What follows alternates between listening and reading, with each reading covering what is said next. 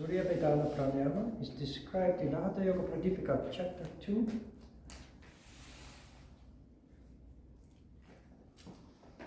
Starting with Sutra 48. Then Surya Bedhana is described. Assuming an asana on a comfortable seat, the yogin should slowly draw the energy outside the right nadi, pingala.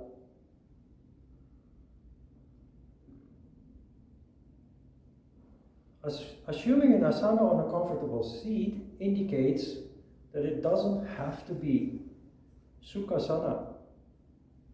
If you're comfortable in Padmasana, you can do it in Padmasana, the lotus pose. If you're comfortable in Virasana, you could do it in Virasana. If you're physically weak, you could do it sitting on a chair, provided that you sit straight, so that you do not sit lazily, passively on the chair, but with your feet under the seat and sitting straight. So the point is, you have to sit relatively comfortable because discomfort distracts your concentration. But you have to sit straight, otherwise energy is disrupted. And you draw in the energy slowly.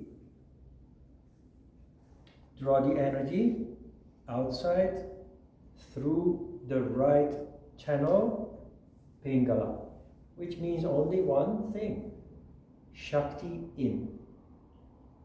The first stage of Surya Bedhana, which means piercing the sun, which is of course Surya Bindu. Surya Bedhana, piercing the sun, energy in through the bottom, Shakti energy in. Followed by Kumbhaka, Sutra 49. Then you should practice Kumbhaka, retaining the energy to the utmost till it is felt from the hair on the head, which you don't have anymore, to the ends of the nails of the toes, pervading the whole body. Then you should slowly release the energy through the left nadi, ida, which is, of course, Shiva energy. What are we looking at here? It's similar, or actually the same, as the first cycle of Nadi Shodhana Pranayama. Energy in through the bottom, Kumbhaka. Energy out through the bottom, Kumbhaka. Except, this is where it finishes. In Nadi Shodhana Pranayama we had a second cycle, but most pranayamas exist out of only one cycle. In Surya Bedhana, Shakti in, Kumbhaka, Shiva out, Kumbhaka, finished. And the rest of the time you concentrate on Nada. Sutra 50. This excellent Surya Bedhana should again and again be practiced, as it purifies the brain, destroys diseases arising from excess of wind, and cures maladies caused by worms. Technically, what does this pranayama accomplish?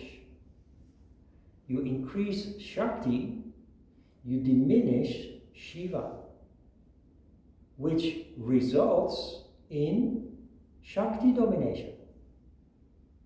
There is a logic here. A human being, unconditioned, has a tendency to be tamas. How do you come out of a tamas condition? By Shakti energy.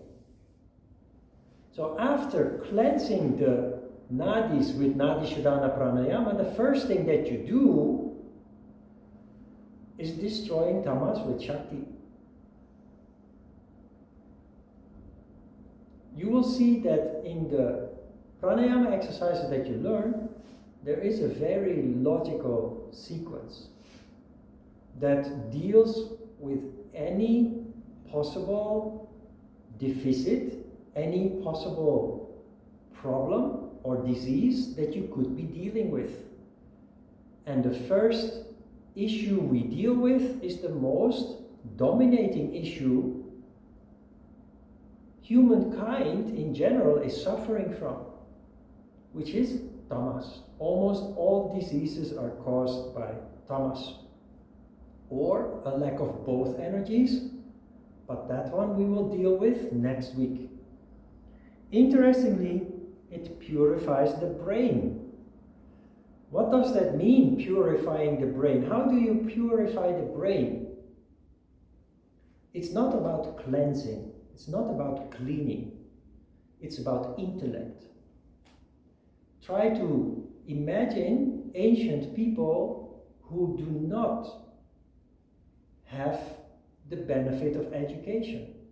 People who've, since they were born, they have only worked on a farm to grow food, just to survive. They have no intellect. They are intellectually very poor. The first thing that happens when you increase Shakti is energy rising up, fueling Ajna Chakra. That is what purification of the brain means. You, in fact, allow the intellect to start manifesting, to start becoming activated by fueling it with energy rising up from the bottom. That is what purifying the brain means. It destroys diseases arising from excess of wind, which is tamas diseases, and cures maladies caused by worms, which is infections. Infections are very common. Almost every discomfort and pain that you experience, most of the time, is an infection of some sort. When you have a serious infection, how does the body react to that? Like when you have a severe cold, when you have a severe flu, how does the body react to that? With fever, increasing the temperature. Heat destroys bacteria. That is what maladies caused by worms refers to. Infections. That heat is, of course, minimal, just a couple of degrees. You have to measure your temperature here to see if you're not having a fever. Because if you have COVID, which is an infection, the body responds to that with heat, fever. It's the first indication that you might actually have that disease. Surya Bedhana Pranayama is in fact creating heat in the body. And because of that, it fights maladies caused by worms, infections. It will at least reduce infections. It's not like taking a pill from a pharmaceutical industry that immediately kills like an antibiotic or so. It is of course subtle. If you do this regularly, your body will have more heat, not allowing infections to manifest in the first place. You simply be more free from infections, you'll be healthier and less susceptible to diseases like colds and flus. If you practice yoga for an extended period of time, you will actually notice that indeed you hardly get sick anymore. While the country has flu waves, cold waves, 2 or 3 times a year, and then most people actually get sick, you don't get sick anymore. Sometimes, but much less frequent than other people. People who get sick with almost every flu wave, because you have more heat. and the bacteria in you have less chance to create infections that lead you to become sick. And if it does happen, it's much less serious than in unconditioned people.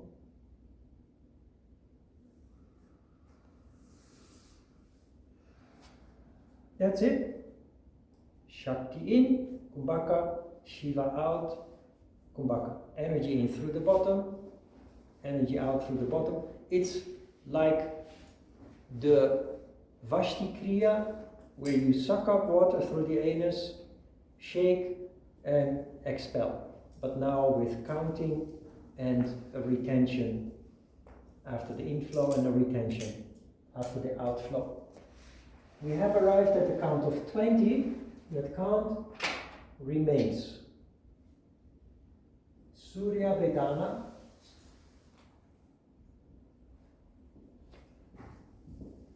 Piercing the sun.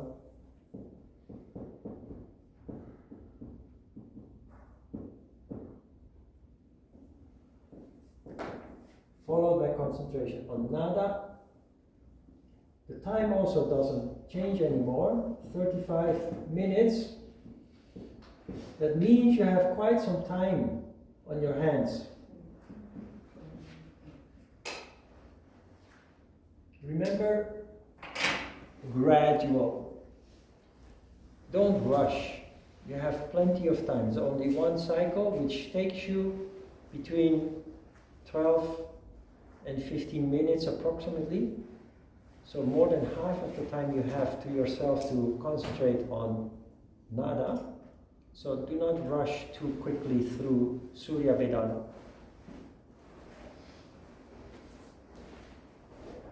"35 minutes.